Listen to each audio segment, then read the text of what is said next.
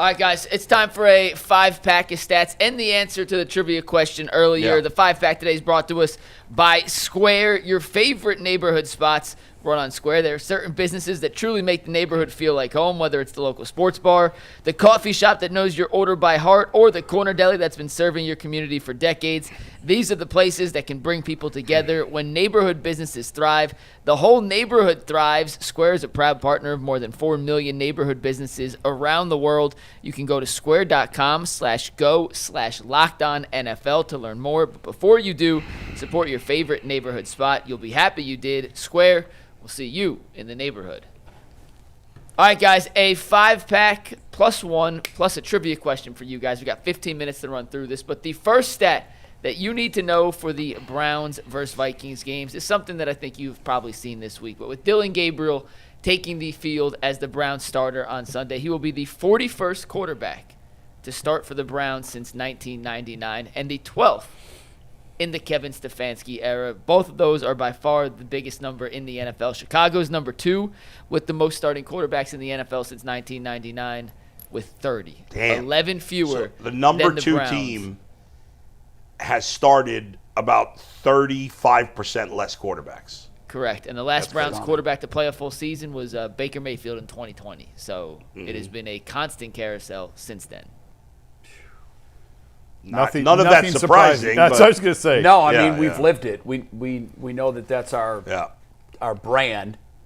But Who was the last Browns quarterback to play a full season before Baker in 2020? oh god, What'd you say? did Derek? No, Derek Anderson did. The last quarterback to play Yeah, might He have been might BA. have. I think Derek a Anderson. full That year season. they missed the playoffs. before- Yeah, I Did think- Baker play a full season in 19 also? No.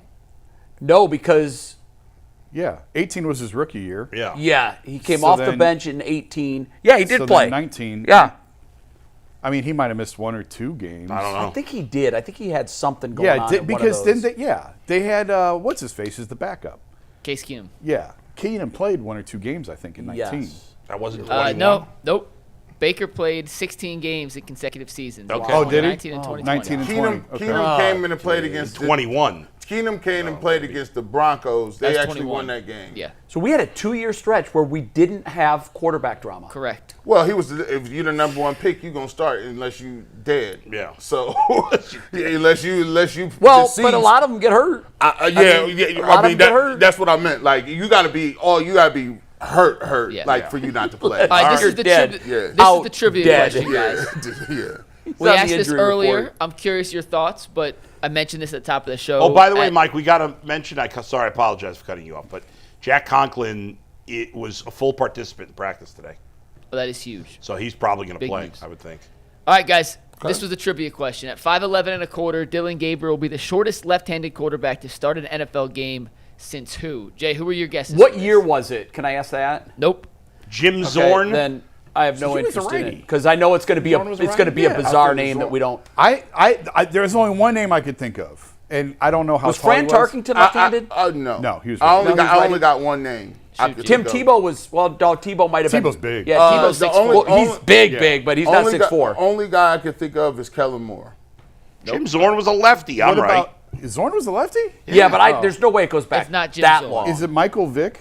Nope. Are you ready for this? You're never going to get it, so. Yeah, that's why I said I have no Well, interest in give it. us a clue so we can make a I've guess. never heard of this, and he played in 1952. Oh, my God. This guy. You said it wasn't that long ago. It was even longer ago.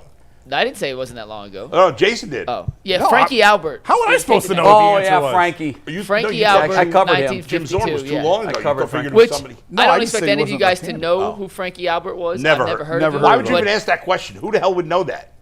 The point is, it's been over how tall 50 was- years. How But tall the was other Frankie thing too Albert? is Frankie? a lot of He was guys. 5'10". A lot of guys played in the league at a height that was laughable. You know, like in other words, they were listed at 6'1", but they were 5'11". Nothing that And happened.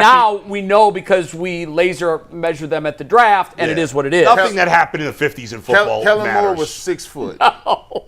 I'm just saying there it's were no been a black long players. time, and, a you know, very long I mean, time come since on. a sub-6-foot left-handed quarterback started a game. It doesn't mean he won't play well. Doesn't mean anything about his future.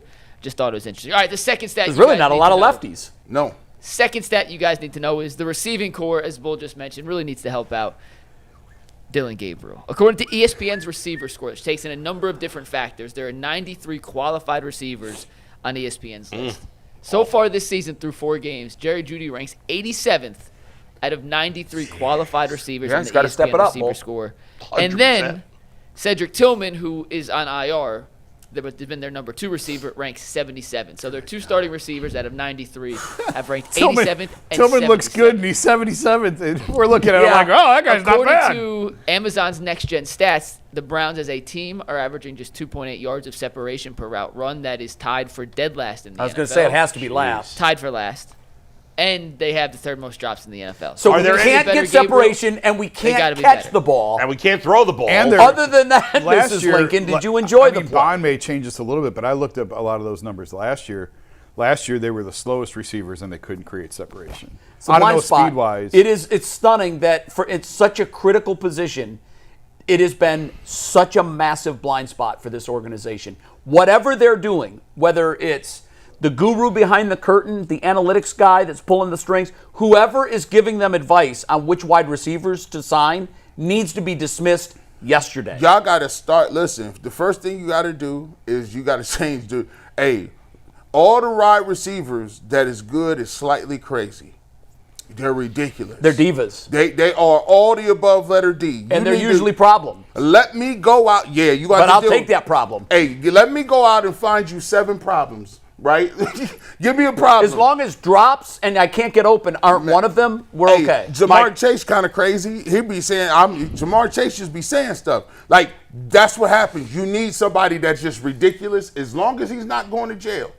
As long as you get him to practice and he can pass these drug tests, get you somebody that's running the ball. How's Jamar Chase doing with Jake Browning? Looking nasty. He ain't- Nasty You don't have a word. quarterback, the rest don't matter. Mike, are there any known good receivers that are near the bottom of that ESPN ranking, by the way? Yeah, David Njoku's 88th, by the way. So he's actually one lower. Chris Olave, Wait, we have 3 in the bottom 9? Harold Fannon's 85th. If Chris Olave didn't play at Ohio State, he'd be out of the league by now. But here's the thing that you got to keep. That's overstated. You got to keep this. I don't know how they judge it, but if you running a lot of short routes, Yeah. people are gonna be on you. Yeah, no, that's true. That's true, G. The 3 things that they grade for this overall score, it goes by percentile in how open you're getting, so creation separated, how much of your targets are you catching, and then yards after catch, and then it's all combined. All right, so that has nothing to do with short That's passes. kind of a cool really. metric, though. I So- really like that. Well, I like if that it is- combined if it is- metric. if And it real is quick, a- G, and just to show you guys that like even some good receivers have struggled this year, that it affects. Brian Thomas is right by them. He's been an absolute He's disaster. having a miserable Yeah, season. in terrible. Jacksonville. Olave's down there, Yeah, but he's been bad for a few years. and Marquise Brown, Hollywood Brown, on the Chiefs is dead last. So Here's what I would and say. Puka's number 1, and Amon Ra's God, number that 2. dude is so he is that an like animal. If checks out. you know how you can get some separation. Get creative with how you stemming people, where you moving people, which way they goes, which releases it is. If you got a dude that ain't great on release, Tyvus can tell you, your release package is almost like your dribbling package in basketball. If you can't get off the line of scrimmage on zone and man and figure out where to go, you ain't gonna get no separation. All of it, Devontae Adams is not fast. It starts with your first It step. starts with your release. Where and are so you? I don't know what they coaching Yes. on the release. You can't just run straight and get locked up. All right, Mike. All right, next could've stat. drafted Puka. Now, with the Yep, news sure of could've. Conklin, this should help. And And they Amon-Ra St. also Brown. traded for Cam Robinson, so Yeah. that could help. But That's disgusting. I pulled up some of the pass blocking stats from the guys that I thought could be the starting tackles. Mike, And, are you confident that a guy they traded a 2027 draft pick exchange in the 7th round is really going to be a big upgrade? when you see this next number, you may. I mean, I don't know. Why would any team give up an offensive lineman that's any good?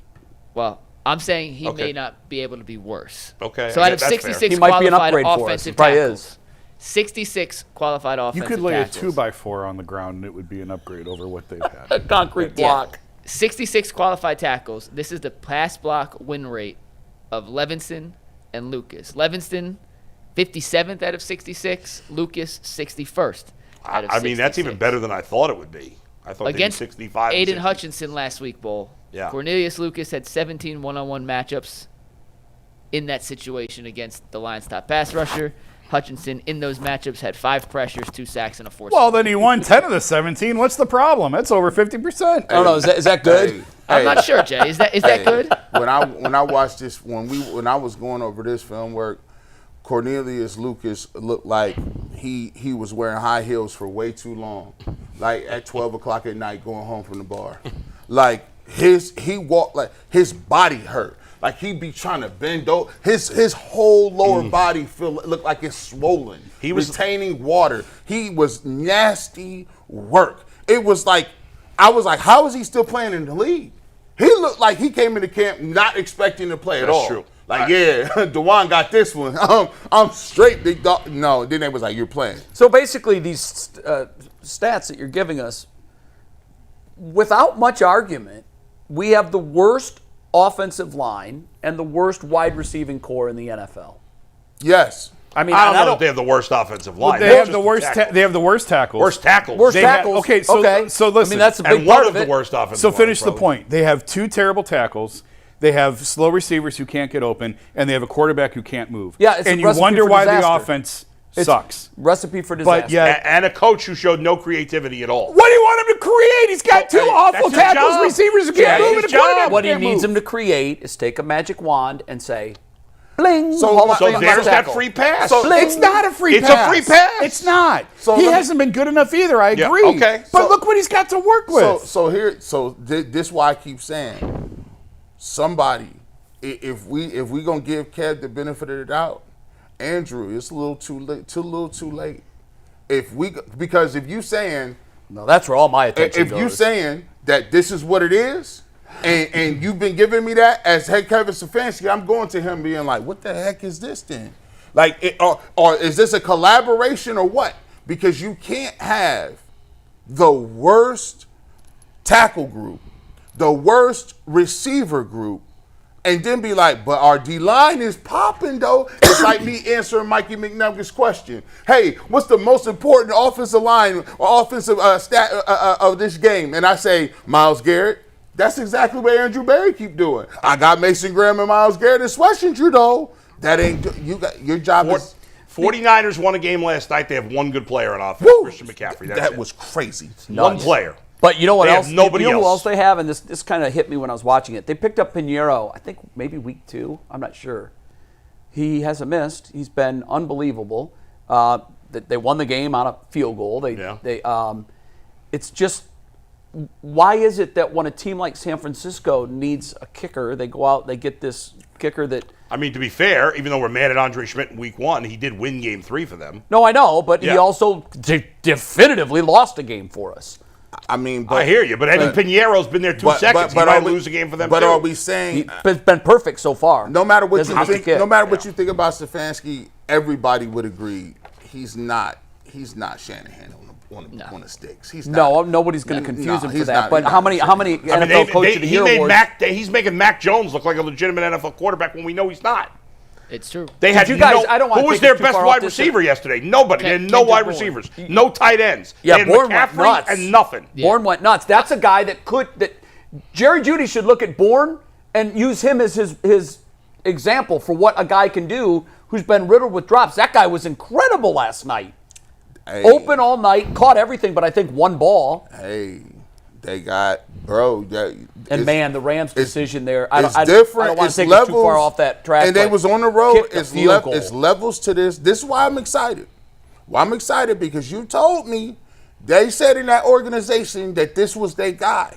Well, they G, said that. Gee, I got a stat for you on this. I'm going to combine the last 2 into one because they all go hand in hand together. So let me run All through right. them all. We'll react, and we got super chats before we head over to KYC. But we know Brian Flores likes to blitz. Minnesota this season ranks number 4 in the NFL in blitz percentage. They blitz on 35.8% of all their plays. They rank number 2 in pressure rate, so their blitzes are getting home to the quarterback at 31.7%. As a result Wow. of that, Minnesota ranks number 1 in the average depth of target against. So the shortest average depth of target from their opponent quarterbacks at just 5.7 yards per depth of target. That's why against. Joe Flacco got benched right there. Significantly lower. I don't know what this stat is on Pro Football Reference. It's expected points added by pass defense. No idea what that means. But Minnesota ranks number 1. It's the inverse of offense. Well, they had a 34.04 Number 2 in the NFL was 11.57.